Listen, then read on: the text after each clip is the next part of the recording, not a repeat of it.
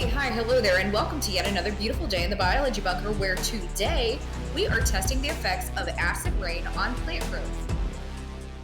What kind of soda are you guys wanting to use? Well, the more carbonated the soda is, the more acidic it is, right? Okay, so how can we find out which one is the most or least carbonated? I looked it up, and root beer is the least acidic. So if you want a lot of growth, do that. But If you if want to you be want- cool, I'm not a big cool. I want to be like I think it cool. said cherry Coke. I want to be cool. Like Okay, so you actually did research. Yes, I looked it up. I want to be. Love-